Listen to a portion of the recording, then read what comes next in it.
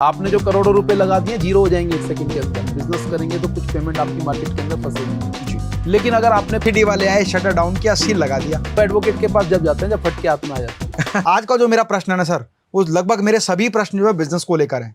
हमारे देश का एक दुर्भाग्य क्या है कि लोग बिजनेस 2 या 3 तरीके से ही सीखते हैं। या तो लोगों ने बिजनेस को अपने पेरेंट्स से सीखा होता है, मतलब पैतृक व्यापार होता है, या किसी कॉम्पिटिटर को देखकर, उसके प्रॉफिट की पॉसिबिलिटी को देखकर, उसके बिजनेस सिस्टम को बाहर से देख देख के, समझ के उसको इंप्लीमेंट करना शुरू करते हैं, या अपने आप धक्के खा खा के इंडस्ट्री में काम करके काम करना शुरू कर देते हैं।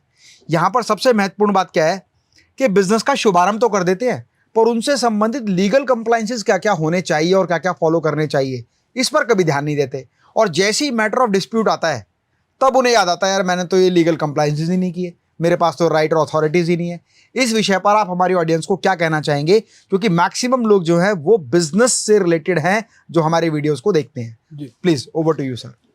बहुत बेहतरीन क्वेश्चन है अमित जी, क्योंकि जब आप बिजनेस की बात करते हैं, और क्योंकि मेरा तो एक एक्सपर्ट एरिया लीगल के अंदर है जी, और बिजनेस को जब भी मैं डिफाइन करता हूँ, मैं हमेशा एक बात बोलता हूँ कि बिजनेस, आपने कहा शुरुआत करने के बहुत सारे तरीके होते हैं कि पेरेंट्स को देख के स्टार्ट कर रहे हैं, या वो स्क्रैच से शुरू कर रहे हैं, घिस घिस के उसके अंदर सीख रहे हैं। तो जब भी कोई बिजनेस शुरू करता है, मैं हमेशा एक बात बोलता हूँ, बिजनेस एक बीज की तरह कैसे होता है जी। जो बीज आप जमीन के अंदर लगा दो तो, और उसको पानी दिखा दो, उसको धूप दिखा दो, तो वो पौधा बनेगा और एक दिन वो पेड़ बनेगा, बड़ा बिजनेस बनेगा। कभी जितने भी बड़े बिजनेसमैन है, किसी का भी नाम लेंगे तो वो कभी ना कभी वो बीज ही थे। बिल्कुल, शुरुआत एक बीज से हुई, अंकुर से हुई, अंकुरित हुआ और आगे शुरुआत हुई। अब बिजनेस के अंदर लीगल का क्या रोल है, कंप्लायंसेस कब करने चाहिए, क्योंकि मैंने जब बोला कि बिजनेस एक बीज की तरीके से है, और जब बीज लगता है जमीन के अंदर तो बहुत सारे लोग अगर उसके अंदर पानी दे जाते हैं और धूप दिखा जाते हैं। ये कौन लोग हैं? जो हमारे चारों ओर लोग हैं। मैंने जनरली देखा है और एक्सपीरियंस किया है, क्योंकि मैं भी एक बिजनेस फैमिली के बैकग्राउंड से हूँ, कि जब कोई बिजनेस शुरू करता है तो उनके रिलेटिव्स आते हैं, वो उनको हेल्प करते हैं जी। आपने एक वो ओपनिंग सेरेमनी का देखा होगा ना, ओपनिंग सेरेमनी होती है, अगर किसी चीज का शोरूम खोला तो ला बेटा आके चलो कुछ खरीद लेते हैं, कहते हैं कोई सपोर्ट हो तो वो क्या बताना। सपोर्ट हो रही है, वो उस बीज को पानी दिखाया जा रहा है, उसको धूप दिखाई जा रही है, पानी दिया जा रहा है कि भैया पौधे बन जाओ। प्रॉब्लम कहाँ शुरू होती है? जब वो पौधा बन जाता है। खास करके इंडिया के अंदर बता रहा हूँ, ऐसी मेंटेलिटी है, पौधा बनता है तो साथ में खरपतवार उग जाती है जी। और वो खरपतवार, मैं इसको ना एग्जांपल के तौर पे आपको समझा रहा हूँ, इसको मैं एक्सप्लेन करूंगा मैं क्यों बोल रहा हूँ बिजनेस को ऐसा। और खरपतवार क्या करती है? उस पौधे को खत्म करने के लिए अपने सारे एफर्ट शुरू कर देती है, उसके न्यूट्रिशन को खा जाती है, सारे जो पौधे को मिलना चाहिए वो खरपतवार खा जाती है। खरपतवार भी हमारे चारों ओर बैठे हुए लोग हैं, हमारे कंपटीटर हैं जी, ठीक है, हमारे एम्प्लॉइज हैं जिनसे हमने स्पेस लिया है, हमने किराए पे जगह लिया है, वो खरपतवार हैं। कैसे परेशान करते हैं आप देखिएगा, मैं आपको बताऊंगा, बड़ा अच्छा एग्जाम्पल है। और वो पूरी कोशिश करेंगे कि आप पौधे से पेड़ ना बन पाए, पूरी कोशिश करेंगे कि पौधे से पेड़ ना बन जाए। वहां पर उस खरपतवार से आपको बचाने के लिए, इन लोगों से आपको सेव करने के लिए लीगल कंप्लायंस शुरू होते हैं। और इंडिया के लोगों की मेंटेलिटी क्या है, वो एडवोकेट के पास जब जाते हैं, मैं एक वैसी लैंग्वेज यूज कर दूं? हाँ बोलिए ना, बात तभी समझ में आती है। वो एडवोकेट के पास जब जाते हैं जब फट के हाथ में आ जाती है। वो कहते हैं भैया एडवोकेट के पास तो जब जाऊंगा जब मेरी बिल्कुल हालत खराब हो जाएगी। और ये गलत है।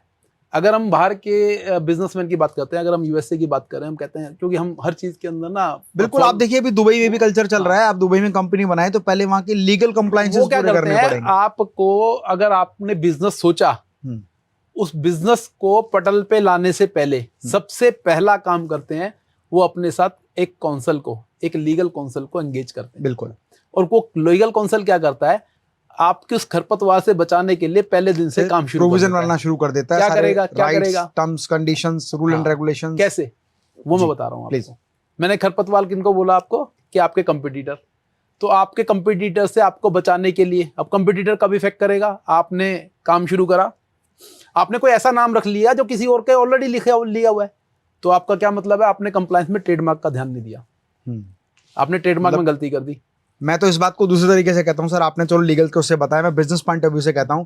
मान लीजिए आपने अपने प्रोडक्ट का एक कैटलॉग बनाया और एक कैटलॉग आपका 100 रुपए का है, आपने 1 लाख रुपए के कैटलॉग बना लिए। बाद में कोई आपके ऑब्जेक्शन करता है कि भाई ये नाम तो हमारा है, तो आपके लाख रुपए खराब हो गए। ये तो मैं सिंपल लैंग्वेज में बता रहा हूं। बट बाय लॉज कई बार ऐसा हो सकता है कि वो व्यक्ति ऐसी आपके ऊपर कंपनी बंद करा देगा सर, कंपनी बंद करा देगा। आपको ऑब्जेक्शन ले आएगा, आप ये नाम यूज नहीं कर सकते यार, कोर्ट चला जाएगा, कोर्ट से ऑर्डर मिल जाएंगे, इंजंक्शन ऑर्डर मिल जाएंगे, इमीडिएटली आपको सारा व्यापार बंद करना पड़ेगा। आपने जो करोड़ों रुपए लगा दिए जीरो हो जाएंगे 1 सेकंड के अंदर। और वो करोड़ों रुपए आप स्टेक पे लगा के बैठे हो कितने खर्चे को बचाने के लिए?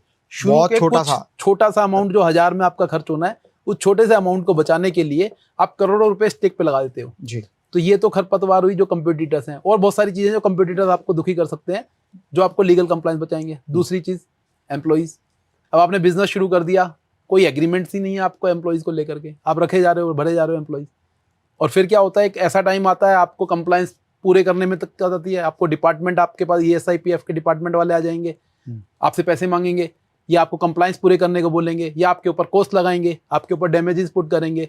होगा क्या? नुकसान होगा। बिल्कुल। अगर आप पहले दिन से इन कंप्लायंस को पूरा करेंगे तो आपको नॉमिनल कॉस्ट पे काम हो जाएगा, कॉस्ट पे आपका काम हो जाएगा।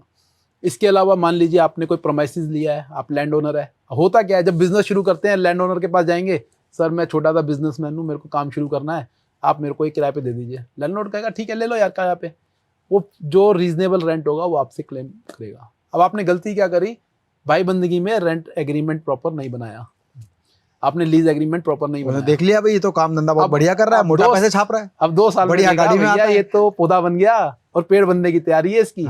ये तो पैसा कमा रहा है। अब वही लैंडलॉर्ड आपके पास आएगा, कहेगा भाई कर इसको खाली। अब आप एक चले चलाए बिजनेस के ऊपर पूरा अच्छा इन्वेस्टमेंट लगाया हुआ है, सेटअप बनाया हुआ है, इंफ्रास्ट्रक्चर बनाया हुआ है, या तो डैमेज होगा ही होगा। डैमेज होगा, या तो उसकी बात मान लो, या तो जो वो आपको थ्रेट कर रहा है, ब्लैकमेलिंग कर रहा है आपके बिजनेस को देख करके उसकी मान लो लेट से आपका एक एक्स अमाउंट रेंट है, वो कहता है भैया आज के बाद तो 2x लगेगा। अब या तो उसको 2x दे दो, या वो प्रोमाइसेस खाली करके फिर सेटलमेंट करो, दोबारा से जीरो से शुरू करो। और इसके अलावा वेंडर्स, आप जिनसे माल खरीद रहे हो, आपके पास माल ऐसा आता है जो अच्छा नहीं है, डेफिशिएंट है, मटेरियल बेकार है आपका, और आपने माल भर लिया, अब आपको ना तो वो माल वापस ले रहा है ना ही आपको पैसे लौटा रहा है।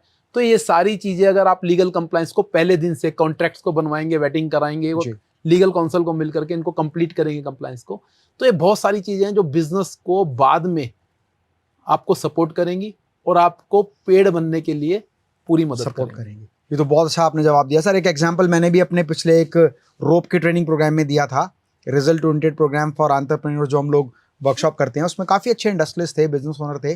मैंने उनको बताया कि एक रियल एग्जांपल बताया कि हमारे ही शोरूम से थोड़ा सा आगे जाके वाइट हैंगर का एक शोरूम है जी, लगभग 5 करोड़ से ज़्यादा का इन्वेस्टमेंट उसमें लगा, 20 लाख रुपए सारा उसका पर मंथ का रेंट है, लगभग 5 लाख रुपए के एम्प्लॉयज वहाँ लगे हुए हैं।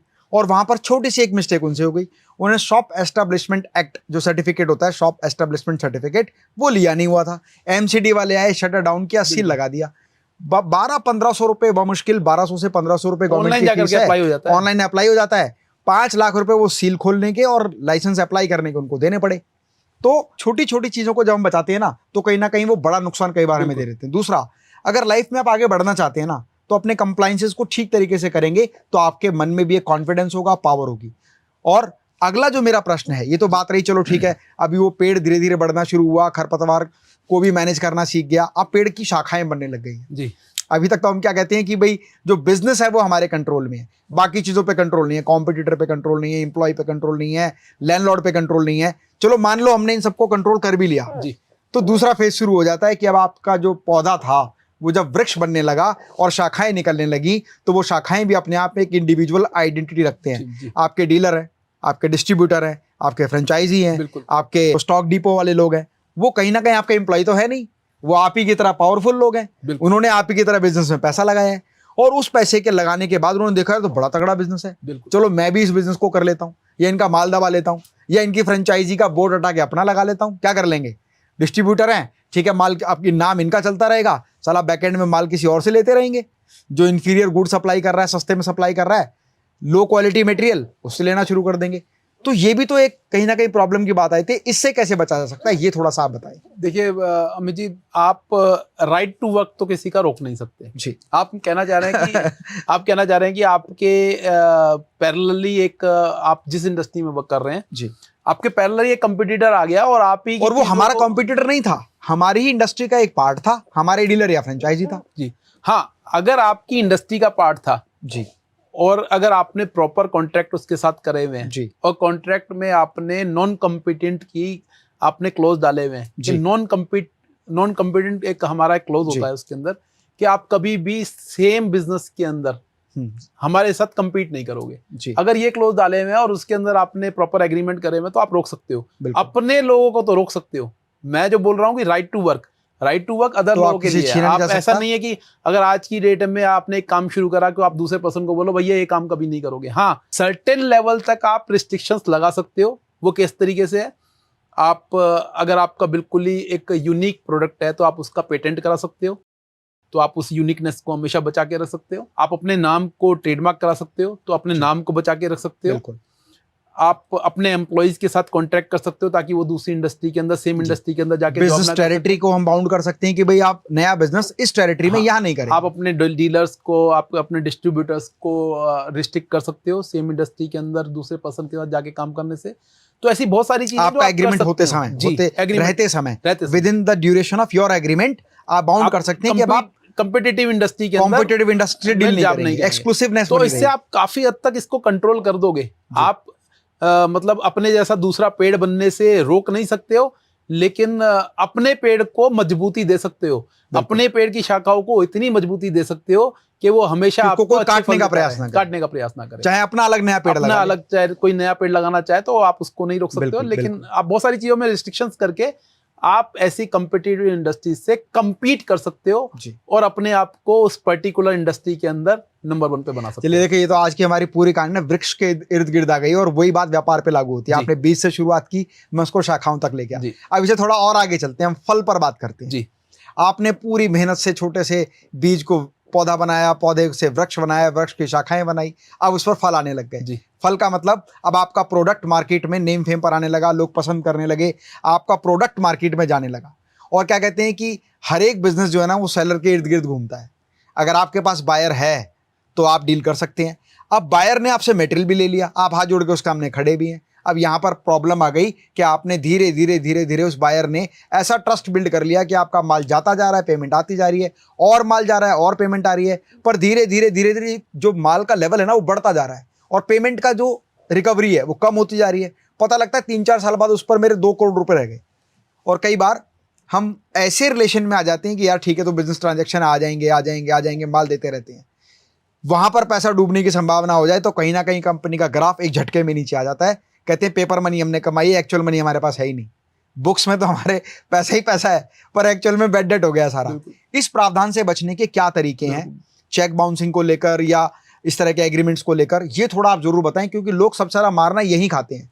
अच्छा बिजनेस था, अच्छा प्रॉफिट था, फिर भी डूब गया क्योंकि किसी और ने पैसा डुबा दिया। तो उस गलती से बचने का क्या इसको प्रावधान मैं है? बोलूंगा लीकी बकेट। मतलब आप एक ऐसी बकेट के अंदर पानी लेके चल रहे हैं जिसमें छेद है, जी ऊपर से तो आप सील करे जा रहे हैं लेकिन नीचे से वो निकले जा रही है। लीकेज होता जा रहा है। लीकेज हो रही है, आपको पेमेंट्स ही नहीं आ रही है। जी और maximum business Amit ji fail होते हैं इस कारण से। बिल्कुल एस्टेब्लिश्ड बिजनेस फेल हो जाते हैं कि वो अपनी पेमेंट्स को लेकर के पर्टिकुलर नहीं होते, या रिकवरी नहीं कर पाते। तो इसके लिए तो मैं एडवाइस करूंगा, देखो क्योंकि मैंने आपको बोला लीगल कंप्लायंस आपने कर लिए हैं, आपने अपने बिजनेस को एस्टेब्लिश कर लिया है, आपके पास सेल्स आ रही हैं।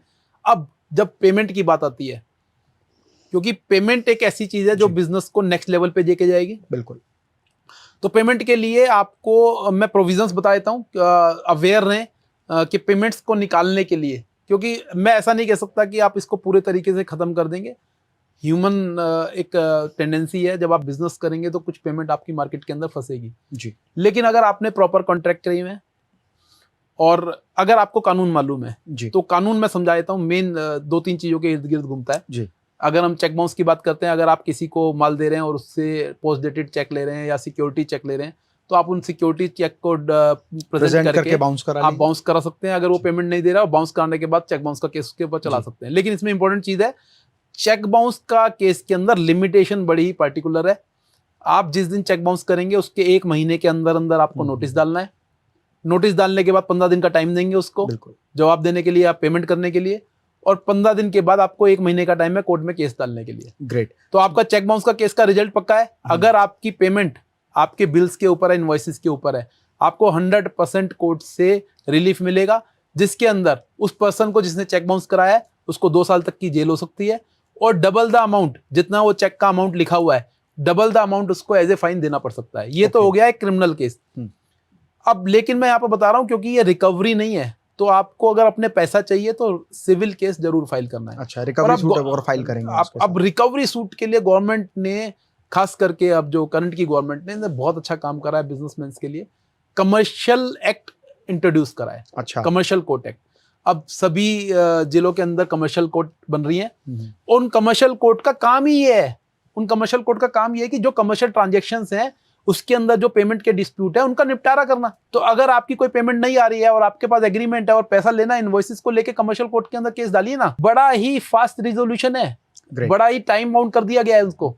जो पहले रिकवरी केसेस के अंदर, सिविल रिकवरी केसेस के अंदर सालों केस चलते थे, अब उसको गवर्नमेंट ने इस तरह के नए प्रावधान लाके, नए एक्ट बना करके उसको टाइम बाउंड कर दिया है।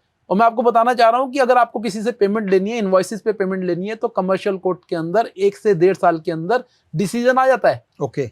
अब इंपॉर्टेंट क्या है यहाँ पर, आपके पास प्रॉपर इनवॉइसेस होने चाहिए, प्रॉपर आपके पास प्रूफ होने चाहिए, मटेरियल डिस्पैच किया, उसकी रिसीविंग होनी चाहिए, बिल्टीज होनी चाहिए। अगर आपने मटेरियल, आजकल ईवे सिस्टम है, जब भी आप किसी को मटेरियल डिस्पैच कर रहे हैं आपके पास ईवे बिल, साइन कॉपी होनी चाहिए कि आपने मटेरियल डिस्पैच किया। अगर कोई कॉन्ट्रैक्ट है तो कॉन्ट्रैक्ट होना चाहिए, आपकी डिमांड होनी चाहिए, सारी चीजें आपके पास होनी चाहिए। और लास्ट में सबसे इंपॉर्टेंट बात है, आप कमर्शियल कोर्ट एक्ट के अंदर भी केस जो है विदिन 3 इयर्स फाइल करना पड़ेगा। अब मान लीजिए आज आप 2023 में बैठे हैं, अब आज ये वीडियो देखने के बाद किसी आपके व्यूअर के मन में आता है, भाई मेरे को तो पैसे लेने 1 करोड़ रुपए और 2018 के बिल हैं, वो कहता है अब 2018 के बिल मेरी रिकवर करा दो, नहीं मिलेंगे। कानून के अंदर बिल्कुल स्पेसिफिक प्रावधान है, लिमिटेशन साल के अंदर विदिन 3 इयर्स जो आपका बिल है, जिसकी आपको पेमेंट लेनी है, जो भी पेमेंट लेनी है, विदिन 3 इयर्स आपको आपका सिविल सूट फाइल कर देना है। और कमर्शियल कोर्ट एक्ट आ गया है तो ये बहुत ही अच्छी चीज है। इसके अलावा आप जब अगर किसी पर्सन से, क्योंकि कई बार क्या होता है कि कई लोग स्पेसिफिक पर्टिकुलर प्रोजेक्ट्स के ऊपर काम करते हैं। मान लीजिए कोई आपका ऐसा व्यूअर है जो बहुत बड़े बड़े प्रोजेक्ट कर रहा है और वो लंबे समय में पूरा होता है। ब्रिज कंस्ट्रक्शन का है, वो प्रोजेक्ट ही 5 साल का है, 5 साल का प्रोजेक्ट है, तो ऐसे पर्टिकुलर प्रोजेक्ट्स के अंदर कॉन्ट्रैक्ट बनते हैं।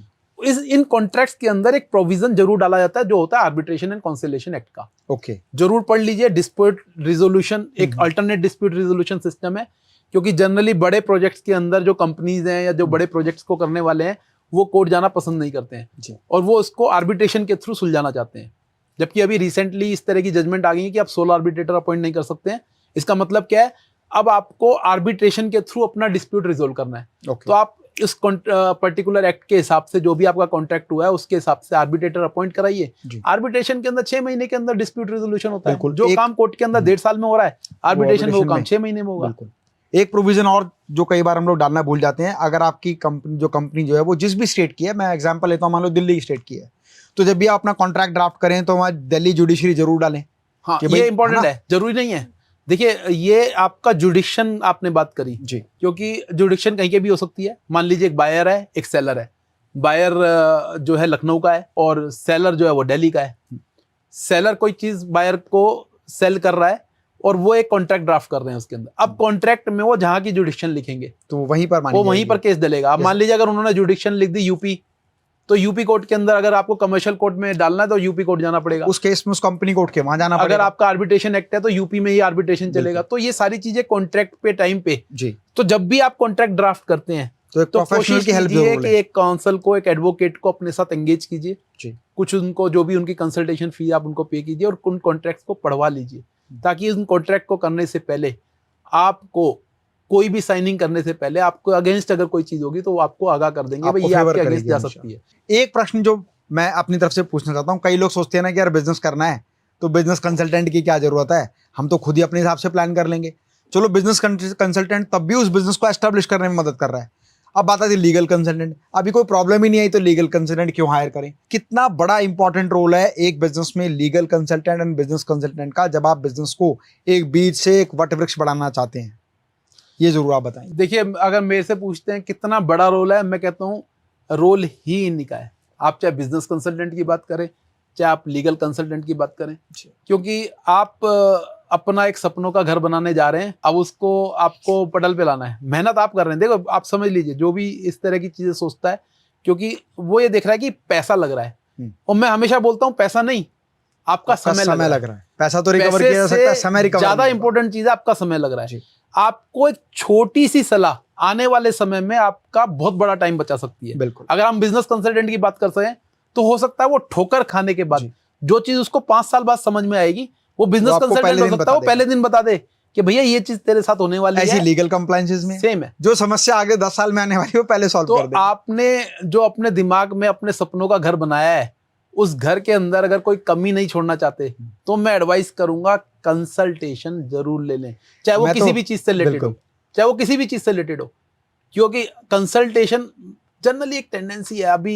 अभी मैं एक छोटा सा एग्जांपल देता हूँ। एक प्रॉपर्टी बना रहा हूँ, तो उस प्रॉपर्टी के अंदर स्ट्रक्चर इंजीनियर को मैंने बुलाया जी। तो मुझे जिनके साथ मिलकर के प्रॉपर्टी कह रहे स्ट्रक्चर इंजीनियर की क्या जरूरत है यार, एक काम करते हैं, इसमें क्या है, ये तो लेबर बता देगी भाई, इसके अंदर इतना सीमेंट लगना है, इतना सरिया लगना है, स्ट्रक्चर इंजीनियर कौन बुलाता है? आर्किटेक्ट तो मैंने सुने थे, इंटीरियर डिजाइनर तो कह रहा तू पहला आदमी मिला जो कह रहा है स्ट्रक्चर इंजीनियर को बुलाना है। मैंने कहा भैया मेरे को स्ट्रक्चर इंजीनियर बनाना है, क्योंकि इस बिल्डिंग को मेरे आने वाले समय में आज मैं यूज कर रहा हूँ, आने वाले समय में मेरे बच्चे जनरेशन यूज करेगी, और ये कितनी मजबूत रहेगी, कितने साल तक ये बिल्डिंग काम करेगी, ये मेरे को देखना है इसके अंदर जी। तो अगर आपका विजन बड़ा है और आपका विजन लंबे समय तक के लिए है तो आप कंसल्टेशन जरूर ले लें। मैंने उस स्ट्रक्चर इंजीनियर को 15,000 रुपए फीस पे करी है, और उसने जो 50 लाख का आपका कंस्ट्रक्शन कॉस्ट लगना है उसको बचा दिया। सपोज वो धराशायी हो जाए, कुछ और कंडीशन, बहुत सारी चीजें ऐसी बता दी जो मैंने सपनों में भी नहीं सोची थी हो सकती है, वो वहां करके बता गए। मैं भी इस बात को एग्जाम्पल के रूप में एक बिल्डिंग कंस्ट्रक्शन से ही बोलता हूँ कि अगर बिल्डिंग का आर्किटेक्ट अच्छा है तो आपकी बिल्डिंग बढ़िया मजबूत बनेगी, लेकिन अगर इंटीरियर डिजाइनर भी अच्छा है तो बिल्डिंग बढ़िया मजबूत के साथ सुंदर भी बनेगी। तो दोनों ही आपके लिए बहुत जरूरी है।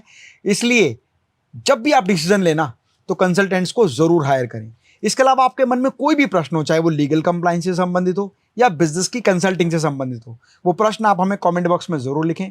और कोई इंफॉर्मेटिव वीडियो मिस ना हो उसके लिए चैनल को अभी सब्सक्राइब कर लें, क्योंकि यहां पर हम फाइनेंस की बात, बिजनेस की बात, एक्सपेंशन की बात, ग्रोथ की बात, लीगल फॉर्मेलिटीज की बात, आपके बिजनेस को मजबूत और सुंदर बनाने की बात करते हैं। स्वस्थ रहें, मस्त रहें। मैं डॉक्टर अमित माहेश्वरी और मेरे साथ में एडवोकेट योगेश अग्रवाल, हम दोनों मिलकर आपके सुनहरे भविष्य की कामना करते हैं। जय हिंद, जय भारत।